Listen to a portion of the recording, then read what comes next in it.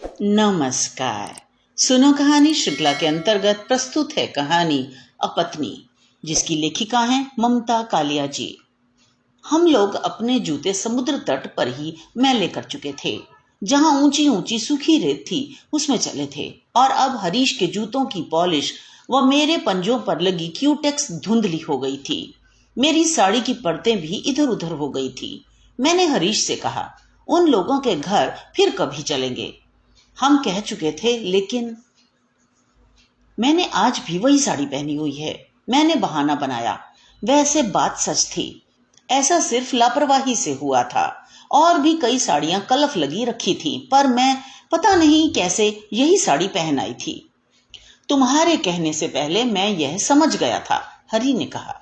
उसे हर बात का पहले से ही भान हो जाता था। इससे बात आगे बढ़ाने का कोई मौका नहीं रहता। फिर हम लोग चुप चुप चलते रहते, इधर उधर के लोगों व समुद्र को देखते हुए।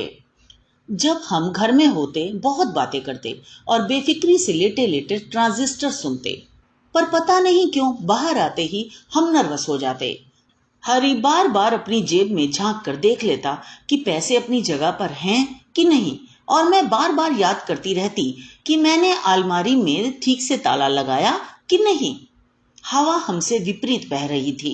हरीश ने कहा, तुम्हारी चप्पलें कितनी गंदी लग रही हैं। तुम इन्हें धोती क्यों नहीं? कोई बात नहीं, मैं इन्हें साड़ी में छिपा लूंगी, मैंने कहा। हम उन लोगों के घर के सामने आ गए थे। हमने सिर उठाकर देखा, उनके घर में रोशनी थी। उन्हें हमारा आना याद है। उन्हें दरवाजा खोलने में 5 मिनट लगे। हमेशा की तरह दरवाजा प्रबोध ने खोला। लीला लेटी हुई थी। उसने उठने की कोई कोशिश न करते हुए कहा, मुझे हवा तीखी लग रही है। उसने मुझे भी साथ लेटने के लिए आमंत्रित किया। मैंने कहा, मेरा मन नहीं है। उसने बिस्तर से मेरी ओर फिल्म फेयर फेंका। मैंने रोक लिया। हरी आंखें घुमा घुमा कर अपने पुराने कमरे को देख रहा था। वह यहाँ बहुत दिनों बाद आया था। मैंने आने ही नहीं दिया था।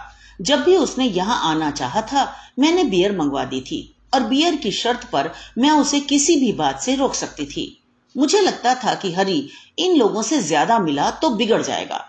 शादी से पहले वह यहीं रहता था। प्रबोध ने शादी के बाद हमसे कहा था कि हम सब साथ रह सकते हैं। एक पलंग पर वे और एक पलंग पर हम सो जाया करेंगे। पर मैं घबरा गई थी। एक ही कमरे में ऐसे रहना मुझे मंजूर नहीं था, चाहे उससे हमारे खर्च में काफी फर्क पड़ता। मैं तो दूसरों की उपस्थिति में पांव भी ऊपर समेट कर नहीं बैठ सकती थी। मैंने हरी से कहा था, मैं जल्दी नौकरी ढूंढ लूंगी, वह अलग मकान की तलाश करे। प्रमोद ने बताया, उसने बाथरूम में गीजर लगवाया है। हरीश ने मेरी तरफ उत्साह से देखा। चलो देखें। हम लोग प्रबोध के पीछे पीछे बाथरूम में चले गए। उसने खोल कर बताया।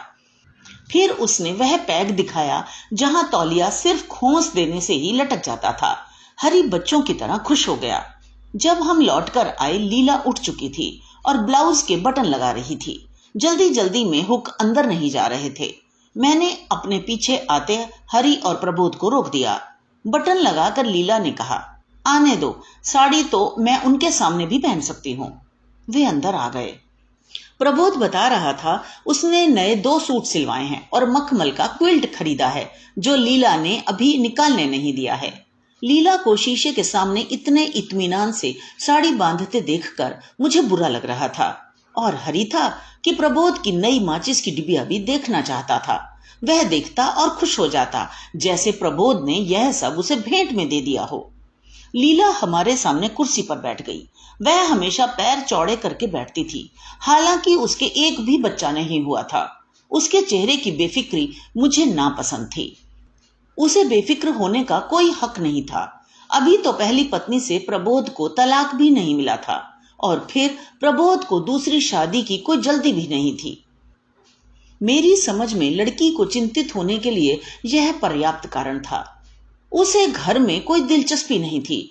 उसने कभी अपने यहाँ आने वालों से यह नहीं पूछा कि वे लोग क्या पीना चाहेंगे। वह तो बस सोफे पर पांव चौड़े करके बैठ जाती थी। हर बार प्रबोध ही रसोई में जाकर नौकर को हिदायत देता था। इसलिए बहुत बार जब हम चाय की आशा करते होते थे, हमारे आगे अचानक लेमन स्क्वैश आ जाता था। नौकर स्क्वैश अच्छा बनाने की गर्ज से कम पानी ज्यादा सिरप डाल लाता था। मैं इसलिए स्क्वैश खत्म करते ही मुंह में जिंतान की एक गोली डाल लेती थी। प्रबोध ने मुझसे पूछा, कहीं अप्लाई कर रखा है? नहीं, मैंने कहा। ऐसे तुम्हें कभी नौकरी नहीं मिलनी। तुम भवन वालों का डिप्लोमा ले लो और लीला की तरह काम शुरू करो। मैं चुप रही। आगे बढ़ने का मेरा कोई इरादा नहीं था, बल्कि मैंने तो बीए भी रो रो कर किया है। नौकरी करना मुझे पसंद नहीं था। वह तो मैं हरि को खुश करने के लिए कह देती थी कि उसके दफ्तर जाते ही मैं रोज आवश्यकता है कॉलम ध्यान से पढ़ती हूँ और नौकरी करना मुझे थ्रिलिंग लगेगा। फिर जो काम लीला करती थी उसके बारे में मुझे शुबहा था। उसने कभी अपने मुंह से नहीं बताया कि वह क्या करती थी। हरि के अनुसार ज्यादा बोलना उसकी आदत नहीं थी, पर मैंने आज तक किसी वर्किंग गर्ल को इतना चुप नहीं देखा था। प्रबोध ने मुझे कुरेद दिया था। मैंने भी कुरेदने की गर्ज से कहा, सूट क्या शादी के लिए सिलवाए हैं? प्रबोध बिना झेपे बोला, शादी में जरीदार अचकन पहनूंगा और सन एंड सैंड में दावत दूंगा, जिसमें सभी फिल्मी हस्तियां और शहर के व्यवसायी आएंगे। लीला उस दिन इंपोर्टेड विग लगाएगी और रूबीज पहनेगी। लीला विग लगाकर चौड़ी टांगे करके बैठेगी, यह सोचकर मुझे हंसी आ गई। मैंने कहा, शादी तुम लोग क्या रिटायरमेंट के बाद करोगे? लीला अब तक सुस्त हो चुकी थी। मुझे खुशी हुई। जब हम लोग आए थे उसे डनलप के बिस्तर में दुबके देख मुझे ईर्ष्या हुई थी। इतनी साधारण लड़की को प्रबोध ने बांध रखा है, यह देखकर आश्चर्य होता था। उसकी साधारणता की बात मैं अक्सर हरि से करती थी। हरि कहता था कि लीला प्रबोध से भी अच्छा आदमी डिजर्व करती थी। फिर हमारी लड़ाई हो जाया करती थी। मुझे प्रबोध से कुछ लेना देना नहीं था। शायद अपने नितांत अकेले और ऊबे क्षणों में भी मैं प्रबोध को ढील ना देती, पर फिर भी मुझे चिढ़ होती थी कि उसकी पसंद इतनी सामान्य है। प्रबोध ने मेरी ओर ध्यान से देखा। तुम लोग सावधान रहते हो ना अब? मुझे सवाल अखरा। एक बार प्रबोध के डॉक्टर से मदद लेने से ही उसे यह हक महसूस हो, मैं यह नहीं चाहती थी। और हरीश था कि उसकी बात का विरोध करता ही नहीं था। प्रबोध ने कहा, आजकल उस डॉक्टर ने रेट बढ़ा दिए हैं। पिछले हफ्ते हमें 1,500 देना पड़ा। लीला ने सकुचाकर 1 मिनट के लिए घुटने आपस में जोड़ लिए। कैसी अजीब बात है, महीनों सावधान रहो और एक दिन के आलस से 1,500 रुपए निकल जाएं। प्रबोध बोला।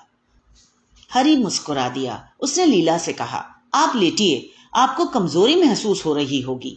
नहीं, लीला ने सिर हिलाया। मेरा मूड खराब हो गया। एक तो प्रबोध का ऐसी बात शुरू करना ही बदतमीजी थी, ऊपर से इस संदर्भ में हरि का लीला से सहानुभूति दिखाना तो बिल्कुल नागवार था। हमारी बात और थी। हमारी शादी हो चुकी थी, बल्कि जब हमें जरूरत पड़ी थी तो मुझे सबसे पहले लीला का ध्यान आया था। मैंने हरि से कहा था, चलो लीला से पूछें, उसे ऐसे ठिकाने का जरूर पता होगा। लीला मेरी तरफ देख रही थी। मैंने भी उसकी ओर देखते हुए कहा, तुम तो कहती थी तुमने मंगलसूत्र बनाने का ऑर्डर दिया है। हाँ, वह कब का आ गया, दिखाऊं? लीला अलमारी की तरफ पड़ गई। प्रबोध ने कहा, हमने एक नया और आसान तरीका ढूंढा है। लीला, जरा इन्हें वह पैकेट दिखाना। मुझे गुस्सा आ रहा था। प्रबोध कितना अक्खड़ है, यह मुझे पता था। इसलिए हरि को मैं इन लोगों से बचा कर रखना चाहती थी। हरि जिज्ञासावश उसी ओर देख रहा है जहां लीला अलमारी में पैकेट ढूंढ रही है। मैंने कहा, रहने दो, मैंने देखा है। प्रबोध ने कहा, बस ध्यान देने की बात यह है कि एक दिन भी भूलना नहीं है, नहीं तो सारा कोर्स डिस्टर्ब। मैं तो शाम को जब नौकर चाय लेकर आता है तभी एक गोली ट्रे में रख देता हूँ। लीला अलमारी से मंगलसूत्र लेकर वापस आ गई थी। बोली, कभी किसी दोस्त के घर इनके साथ जाती हूँ तब पहन लेती हूँ। मैंने कहा, रोज तो तुम पहन भी नहीं सकती ना, कोई मुश्किल खड़ी हो सकती है। कुछ ठहर कर मैंने सहानुभूति से पूछा, अब तो वह प्रमोद को नहीं मिलती? लीला ने कहा, नहीं मिलती। उसने मंगलसूत्र मेज पर रख दिया। प्रबोध की पहली पत्नी इसी समुद्र से लगी सड़क के दूसरे मोड़ पर अपने चाचा के यहाँ रहती थी। हरि ने मुझे बताया था, शुरू शुरू में जब वह प्रबोध के साथ समुद्र पर घूमने जाता था, उसकी पहली पत्नी अपने चाचा के घर की बालकनी में खड़ी रहती थी। और प्रबोध को देखते ही होठ दांतों से दबा लेती थी। फिर बालकनी में ही दीवार से लगकर बाहों में सिर छिपाकर रोने लगती थी। जल्दी ही उन लोगों ने उस तरफ जाना छोड़ दिया था। प्रबोध ने बात का आखिरी टुकड़ा शायद सुना हो, क्योंकि उसने हमारी तरफ देखते हुए कहा, गोली मारो मनहूसों को। इस समय हम दुनिया के सबसे दिलचस्प विषय पर बात कर रहे हैं। क्यों हरि, तुम्हें यह तरीका पसंद आया? हरि ने कहा, पर यह तो बहुत भुलक्कड़ है, इसे तो रात को दांत साफ करना तक याद नहीं रहता। मैं कुछ आश्वस्त हुई। हरि ने बातों को ओवन से निकाल दिया था। मैंने खुश होकर कहा, पता नहीं मेरी याददाश्त को शादी के बाद क्या हो गया है। अगर ये न हो तो मुझे तो चप्पल पहनना भी भूल जाए। हरि ने अचकचा कर मेरे पैरों की तरफ देखा। वादे के बावजूद मैं पांव छिपाना भूल गई थी। उठते हुए मैंने प्रबोध से कहा, हम लोग बरट्रोली जा रहे हैं, आज स्पेशल सेशन है, तुम चलोगे? प्रबोध ने लीला की तरफ देखा और कहा, नहीं, अभी इसे नाचने में तकलीफ होगी। तो ये तो थी कहानी। मुझे आशा है आपको आनंद आया होगा। इसी तरह हमारे साथ जुड़े रहिए।